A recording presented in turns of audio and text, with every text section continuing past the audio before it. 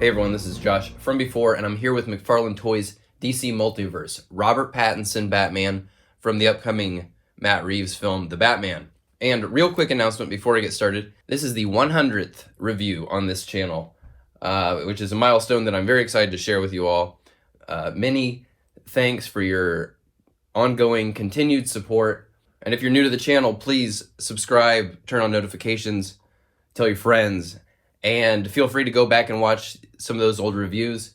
I've got on my channel homepage, you'll see I've got a lot of different playlists, so you can kind of choose your own adventure. If you want to just kind of go wave by wave, if you want to see just the Three Jokers wave all in one go, or just the Snyder Cut wave in one go, I've tried to make it easy to navigate. Now onto the review. Take a quick look around this box. Nice looking promo photo on the back. If you're trying to hunt this down, I found this at Target, and I haven't found the Riddler or Catwoman yet. Let's get Pattinson out of here. I'm going to spin him around before I start playing with him because while I'm very excited about the new Batman movie, I haven't really been following every little detail of its production and every little tidbit of information. I don't have my fingers on the pulse quite like I have for other Batman movies in the past. Anyway, this is kind of the closest look I've had at this costume, and it's pretty cool. I like that it's like a combo of military tactical kind of details and then like gothic sort of details. The way his cape kind of comes over his shoulders, and he's got this collar, kind of Sean Murphy-esque. It looks really good, actually. This figure looks awesome. I'm really excited to start playing with it. I just wanted to take a moment to look at it. My least favorite thing is the cut of this cape, and I don't know. It's just feels a little plain. I guess I'll have to see it really in motion in the movie and see what it looks like when it's sprawled out, when he's like gliding between buildings or what have you. All right, let's play with him. So he smells really good. That's very important to mention. This soft rubber material, and the capes always has a great smell. Where to start? I guess we'll just go over here. So some of the details, kind of like his bat emblem here, which I don't know, looks like it's kind of made out of pieces of a gun. We don't know for sure. I don't think we have a super clear answer to that yet, with the movie not being out. These are separate pieces of a softer, more rubbery plastic than the rest of the torso, and it doesn't quite hold the details as well, so it looks a little soft in there, which is unfortunate because your eye is drawn to that shape. It just doesn't quite have the definition that some of these other pieces have. It's a pretty cool costume. I like that it's got some armor, but it also looks like he can move through and quickly move through the shadows, which is sometimes when they're too heavily armored, I kind of just I stop buying it. It's really good looking face sculpt. I think it's worth noting that the face sculpts, the portraits, are starting to get really great, and they're able to put a lot more nuance into some of these portraits, and it's paying off.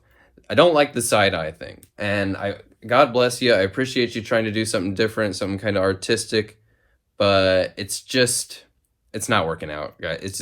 It's too limiting to have him looking in one direction. I understand what they were going for, but it's just hindering us.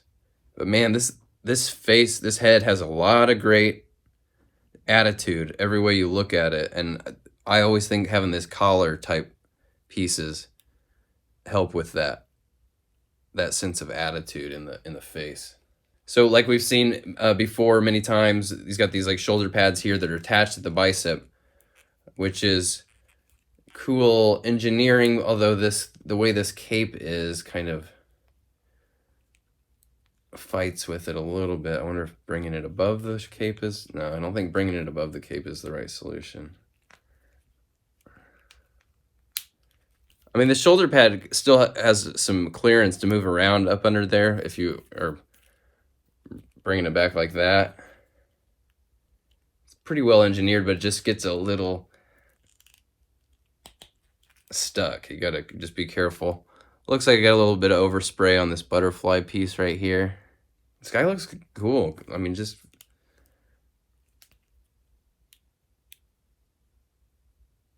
the attitude's really, really there. Nice free and easy rotation at the abdomen and at the waist. Some nice lean at the waist when you rotate it either way. Like, it doesn't really crunch forward, but when you spin it at the waist a little bit, you can start to maybe get a little bit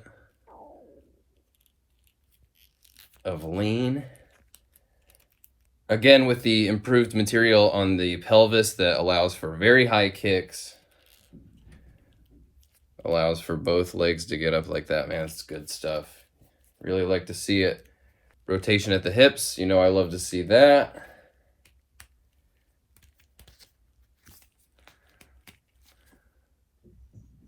Double knee goes all the way up and looks fairly decent.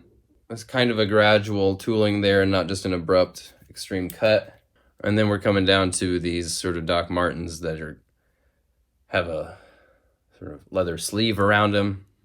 Pretty cool, interesting real world-ish, grim and gritty Batman design.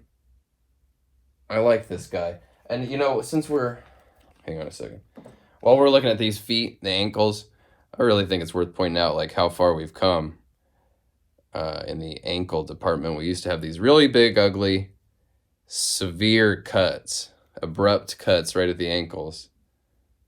And now we're seeing more and more solutions like this that cover that ugly ball joint. And I also kind of wanted an excuse to bring out Grim Knight specifically because these guys are kind of comparable in my opinion as far as they're just military tactical pants tucked into boots kind of look. And it kind of, this is a great looking figure, but this kind of highlights just why the live action characters don't quite hit as hard for me. Because, you know, I think when these live action characters are done, they're trying to go for a more naturalistic approach to rendering some of these details. And I would rather have, I mean, these pouches and the belt is a great point of contrast. You know, I'd rather just give them a little bit more oomph. You know, you don't have to make it cartoony or make it, or break the character design or anything. Just maybe a little bit more pizzazz and a little less focus on being perfectly realistic. I just think realism is a little bit overrated on figures this size. Yeah, unless they're really, you know, putting a ton of paint on them, they're not really quite going to hit that perfectly realistic look. They're not going to be Hot Toys. So, you know, I would say I'd like maybe some of these details just to have a little bit more definition and be a little bit more exaggerated, and that the figure will look better for it. That's maybe I'm the only one that thinks that way, but man, this thing looks sharp though. I really like it. I like this, and it feels great in hand. Okay, so now this accessory situation is a little bit of a blessing and a curse. He comes with this grapnel launcher, which I really like. It's a good look. You know, it's got a little bit of Tim Burton animated series kind of suggestions, but it's its own new thing. And what it has is this peg on it sticking off the side that's meant to go into this peg on his palm. So first, let's do that. Okay, so what they've done here is they've tried to give us kind of a play feature, I think. Because if you see that trailer, that he does this like thing where he pulls the grapnel out of his like wrist. It's like a little spring-loaded thing that shoots the grapnel launcher into his hand, and then he fires it, right? So they've given us this thing where it's pegged into the hand, and maybe it can kind of rotate, so you can kind of recreate this sort of, you know, but there's a few issues with it. For one, when it's pegged in here, it doesn't really seem like Maybe it looks okay like that, but it doesn't feel very naturalistic the way he's got it in his palm, considering there's a grip part here, obviously, and he's holding it kind of from the middle. That's a little weird. And then the fact that his eyes are looking the exact opposite direction of the side of his body that has this play feature that you want him to use. I appreciate having this little kind of fun play feature. I like it. Because I like playing with these things. They're fun.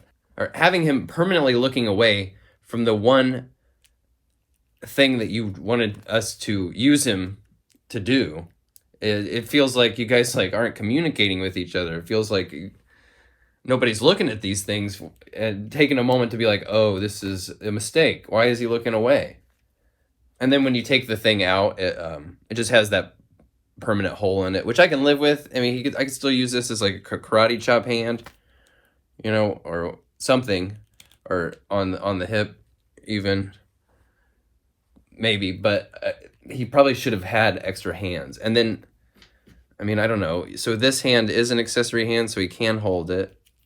I mean, he can hold it in that hand, but it's not in a like way that is looks like he's using it. Plus, now it just has a peg on the side. You get it. I'm trying to look here because some of these little hooks and carabiner things on his utility belt, they have holes in it. So I'm wondering, could you just like give it to him on his belt? I mean, it kind of goes on there all right. It sticks out kind of far because the peg's very long, but you could do that. That's not...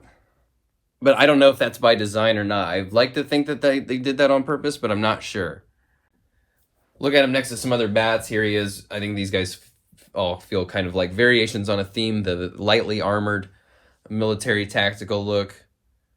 Obviously, Pattinson's not quite as exaggerated stylistically, but I think he fits in with these guys.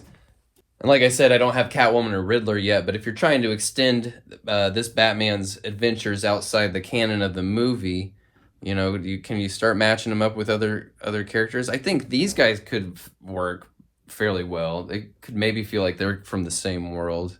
The Joker, maybe not. Although really, you probably want to see him go up with somebody like this.